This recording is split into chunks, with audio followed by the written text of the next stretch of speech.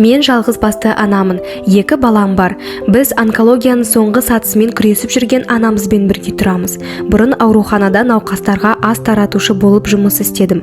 Жалақым аз еді. Сондықтан шағын кәсіп ашу үшін несие алуға тура келді. Қала ішінде шұжық сатып жүрдім. Көп жағдайда туыстарыма қарызға беретінмін.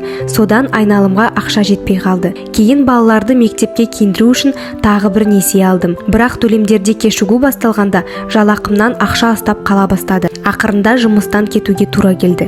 Мен қарызсыз қоғам жобасына жүгіндім. Онда заңгерлер барлық құжаттарды жинауға және банкроттыққа өтініш беруге көмектесті. Бұл процесс 6 айға созылды. Нәтижесінде мен қайтадан өмірімді қалыпқа келтіріп, жұмысқа орналасып, коллекторлардың қоңырауларынан қорықпайтын болдым. Егер сіз де осындай жағдайда болсаңыз, тегін заңгерлік кеңесті ала аласыз. Ол үшін парақшада берілген сілтеме арқылы өтіңіз немесе экранда берілген нөмірге хабарласыңыз.